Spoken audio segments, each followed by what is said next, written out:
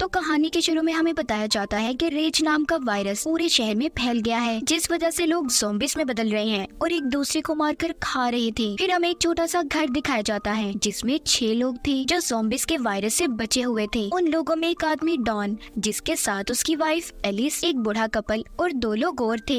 Alice उस घर में बचे हुए सामान से कुछ खाना बना रही थी। डॉन बाहर के हालात देखकर बहुत परेशान था क्योंकि उसने अपने बच्चों को स्कूल ट्रिप पर फ्रांस भेजा हुआ था। दरअसल ये वायरस इसी शहर ब्रिटेन में फैला हुआ था। यही वजह थी कि डॉन के बच्चे इस वायरस से महफूज थे। यहाँ पर सब लोग खाने के टेबल पर बैठे हुए थे। उनके घर में बिल्कुल अंधेरा था। सभी लोग आपस में ना ही बात करते हैं और ना ही किसी किस्म का शोर था। तभी उनका कोई दरवाजा जोर जोर से खटखटाने लगता है। कहता है, मुझे प्लीज अंदर आने दो, दरवाजा खोल दो, मुझे बचाएं। दरअसल ये आवाज 10 साल के छोटे बच्चे की थी। बच्चे की आवाज सुनकर एलिस कहती है कि प्लीज हमें दरवाजा खोलना चाहिए, हम उस बच्चे को अंदर आने देते हैं। जब ये दरवाजा खोलते हैं तो हम देखते हैं बाहर दोपहर थी। इन्होंने बस अपने घर में ही अंधेरा किया हुआ था ताकि कोई ज़ॉम्बी इन्हें देख ना पाए। ये उस बच्चे को अब अंदर कर लेते हैं और खाने के लिए कुछ देते हैं। पूछताछ करने पर बच्चा बताता है कि मेरे मॉम डैड ज़ॉम्बी बन गए और मेरे पीछे पड़े हुए हैं, वो मुझे खाने आ रहे थे। डॉन पूछता है कितने लोग थे? वो कहता है बहुत सारे। इनमें जो 2 और लोग थे उनमें से लड़की बहुत ज्यादा डरी हुई थी और बाहर झांकने लगती है। उसे दूर से बहुत सारे ज़ॉम्बीज़ की आवाजें अपनी तरफ आते हुए सुनाई दे रही थी। तभी एक ज़ॉम्बी अचानक से आकर सीधा उस लड़की पर हमला कर देती है। इर्द गिर्द भी बहुत सारे ज़ॉम्बीज़ आ गए थे और अंदर आने की भी कोशिश करते हैं। एलिस उस बच्चे को बचाकर ऊपर की तरफ जा रही थी। डॉन भी उसके पीछे आता है। वो एलिस को बहुत बार कहता है कि उस बच्चे को छोड़ दो एलिस, हमें भागना है, मगर वो डॉन की बात को नहीं सुनती। उधर वो बूढ़ा कपल बाहर एक और घर में छुप गए थे, मगर वो भी ज़ॉम्बी से बच नहीं पाते। जिसके बाद अब जिधर कमरे में एलिस बच्चे के साथ थी उधर भी बहुत सारे ज़ॉम्बीज़ आ गए थे। दूसरे कमरे में डॉन था। वो एलिस को पुकारता है, देखो इधर मेरी तरफ, मेरे पास आओ, मगर दरमियान में इतने ज्यादा ज़ॉम्बीज़ थे कि वो उनका मुकाबला नहीं कर पाती। तभी ये देखकर डॉन ने भी अपने दरवाजे को बंद कर लिया था। एलिस उसे बार बार आवाजें दे रही थी, कहाँ पर हो डॉन, मेरी मदद करो। मगर डॉन उस साइड का दरवाजा बंद करके दूसरे दरवाजे से बाहर की तरफ भाग गया था। उसके पीछे और भी बहुत से ज़ॉम्बीज़ थे जो भूखे उसकी तरफ भाग रहे थे। हम एलिस को देखते हैं जिसकी आवाज मदद के लिए आना अब बंद हो गई थी। डॉन बहुत शर्मिंदगी में रोता भाग रहा था कि उसने अपनी बीवी एलिस को छोड़ दिया, उसकी मदद नहीं की। आगे जाकर उसे तालाब में वही लड़का मिलता है जो इनके साथ घर में रह रहा था। वो कश्ती को चलाते हुए हड़बड़ाहट में पानी में गिर जाता है। उस लड़की को भी ज़ॉम्बीज़ ने पकड़ लिया था और काट कर मार देते हैं। डॉन अकेला ही बचा था जो उस कश्ती में बैठकर जा रहा था। फिर आगे हमें कहानी 1 महीने बाद की दिखाई जाती है जिसमें बताते हैं कि ज़ॉम्बीज़ अब भूखे रहने की वजह से आहिस्ता आहिस्ता खत्म हो रही हैं। इस शहर में अब आर्मी फोर्स का कब्जा था। वो इस सारे मामले को कंट्रोल करने की कोशिश कर रहे थे। तभी हमें एक सार्जेंट डॉयल दिखाया जाता है जो कि स्नाइपर निशानेबाज की टीम में था। उसे जैसे ही ज़ॉम्बीज़ दिखे उसने उन्हें अपनी गन से निशाना लगाकर मारना था। डॉन को भी आर्मी वालों ने बचाया हुआ था। इस तरह 6 महीने गुजर चुके थे। अब ज़ॉम्बीज़ भी बहुत कम कहीं कहीं पर थे। इसी दरमियान हमें एक डॉक्टर भी दिखाई जाती है जो इस वायरस पर स्टडी कर रही थी। अब जो लोग दूसरे शहरों में फंसे हुए थे उन्हें दोबारा से अपने घरों में लाने के लिए आर्मी प्रोग्राम शुरू कर देती है, मगर अभी भी सबको सेफ जोन में रहना था, न कि अपने घरों में, जो कि अमेरिका US आर्मी फोर्स की निगरानी में था। अभी तक 100 के आसपास लोग थे जो अपने इस शहर ब्रिटेन में वापस आ गए थे। इन्हीं में डॉन के बच्चे भी थे। डॉक्टर जब बच्चों को वापस आता देखती है तो परेशान हो जाती है क्योंकि वो ये सोच रही थी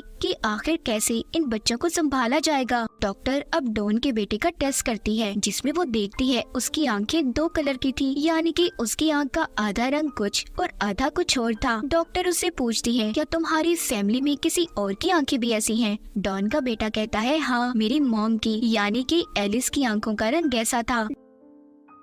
डॉन जब अपने बच्चों से मिलता है तो बहुत खुश था। वो दरअसल अभी भी इस सेफ जोन में रहकर आर्मी के साथ मिलकर काम कर रहा था, इसीलिए वो अपने बच्चों को उस जगह पर ले आता है जहाँ पर वो रह रहा था। वो अपने बच्चों को उनकी मॉम एलिस के साथ हुए हादसे के बारे में भी बताता है। रात के वक्त सोते हुए डॉन के बेटे को अपनी मॉम के सपने आ रहे थे। उसे ऐसा लगता है कि शायद वो अपनी मॉम का चेहरा भूलता जा रहा है। सुबह को जब डॉन अपने काम पर चला जाता है तो उसके बच्चे चुपके से सेफ जोन से निकलकर भाग गए थे और भागते भागते अपने घर पहुंच गए थे ताकि वो अपनी मॉम की कोई तस्वीर ले सके। तभी आर्मी को भी इनके बारे में पता चल जाता है कि 2 बच्चे सेफ जोन से भाग गए हैं, मगर तब तक वो दोनों अपने घर पर थे, जहाँ पर डॉन के बेटे को अपने घर के ऊपर वाले हिस्से से कुछ आवाजें आ रही थी। जब वो ऊपर जाकर देखता है तो उधर उसकी मॉम थी, यानी कि एलिस, जिसको डॉन ज़ॉम्बीज़ के दरमियान में छोड़कर चला गया था। फिर डॉन का बेटा अपनी मॉम के गले लग गया था, तभी उसे दर्द होता है। दोनों बहन भाई जब अपने घर से बाहर आते हैं तो देखते हैं आर्मी की फौज थी जो सेफ जोन में दोबारा लेने आई थी। वहाँ पर तीनों को क्वारंटाइन में रखा गया था। एलिस को बांधकर लैब में रखा जाता है। डॉक्टर उसका ब्लड टेस्ट करती हैं। वो ये पता करना चाहती थी कि कहीं एलिस भी ज़ॉम्बी वायरस से इन्फेक्टेड तो नहीं। तभी उन्हें पता चलता है कि एलिस इन्फेक्टेड तो हुई थी, मगर उसकी इम्यूनिटी इतनी पावरफुल, इतनी ताकतवर थी कि उस पर ज़ॉम्बी वायरस का असर नहीं हुआ। इसीलिए अभी तक वो ज़ॉम्बी भी नहीं बनी थी, मगर उसके खून या फिर किसी भी वजह से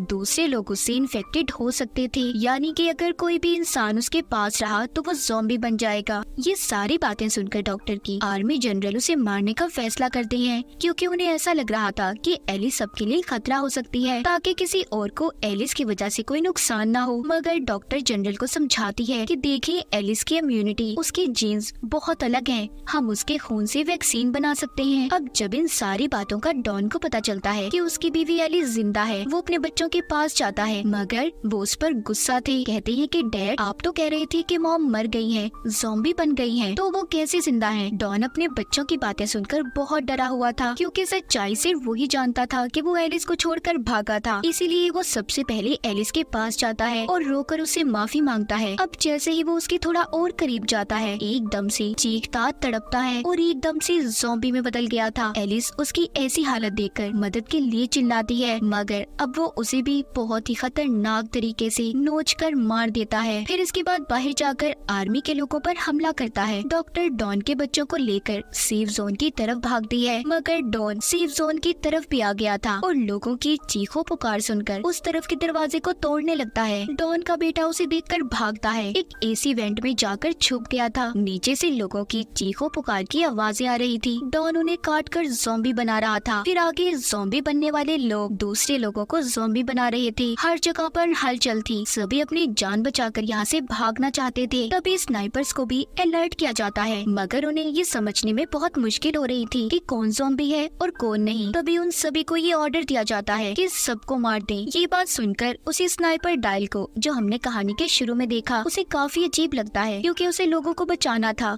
उनकी मदद करनी थी, ना कि उन्हें मारना था। वो देखता है कि डॉन के बेटे के आगे एक ज़ॉम्बी आता है, जिसे वो शूट करके मार देता है, मगर उसने डॉन के बेटे को नहीं मारा था, इसीलिए वो अपनी इस ड्यूटी को छोड़ देता है। डॉन के बेटे को एक आदमी अपने साथ कमरे में ले आया था, जहाँ पर बहुत अंधेरा था। उधर ही उसे अपनी बहन और डॉक्टर मिली थी। इनके अलावा यहाँ पर और भी बहुत से लोग थे। बूढ़ी औरत बाहर का नजारा देखकर बहुत परेशान हो जाती है और कहती है कि आखिर ये सब लोगों को क्यों मार रही है। तभी यहाँ पर डायल आ जाता है, जो सबको यहाँ से चलने का कहता है, क्योंकि यहाँ पर रुकना खतरे से खाली नहीं था।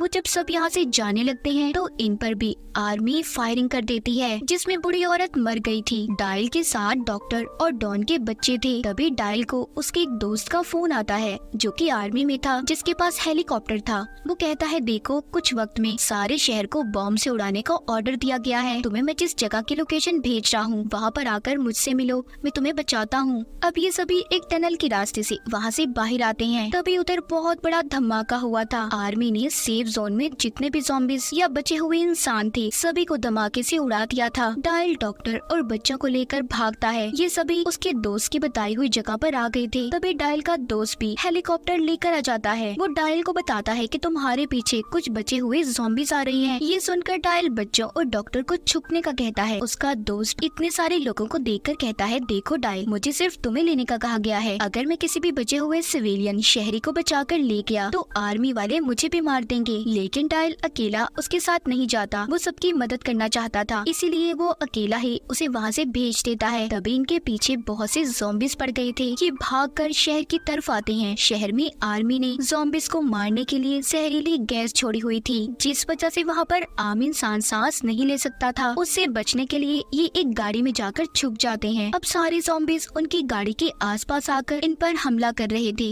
मगर गैस की वजह से वो ज़ॉम्बीज़ वहीं पर मर जाते हैं। पीछे आर्मी के लोग भी थे जो सबको यहाँ पर खत्म करने आ रहे थे। डायल और डॉक्टर की गाड़ी स्टार्ट होने का नाम नहीं ले रही थी। तभी डायल गाड़ी से बाहर निकलता है और गाड़ी को धक्का लगाने लगता है, मगर वो आर्मी की नजरों में आ गया था। आर्मी वाले उसे भी इन्फेक्टेड समझकर मार देते हैं। डॉक्टर बच्चों को बचाकर गाड़ी चलाकर टनल तक पहुंच गई थी, मगर वहां पर आकर उन्हें डॉन का ज़ॉम्बी दिखता है। उसने यहाँ पर डॉक्टर को भी मार दिया था। इसी बीच डॉन के बेटा बेटी भी अलग हो जाते हैं। डॉन ने अपने ही बेटे पर हमला कर दिया था, मगर उसके बेटे के अंदर भी एलिस की तरह ही ताकत थी, जिस वजह से वो भी ज़ॉम्बी में नहीं बदलता। तभी डॉन की बेटी आकर गन से अपने ही डैड को मार देती है और बहुत रोती है। ये दोनों बहन भाई स्टेडियम में पहुंच गए थे, जहां पर वो ही डायल का दोस्त आता है जिसके पास हेलीकॉप्टर था। वो उन बच्चों को देखकर सोचता है कि उसे इन्हें बचाना चाहिए या नहीं बचाना चाहिए। शायद वो इन्फेक्टेड ना हो, मगर फिर भी वो उन्हें बचा लेता है और अपने हेलीकॉप्टर में ब्रिटेन शहर से बाहर ले गया था। हमें शहर का नजारा दिखाया जाता है।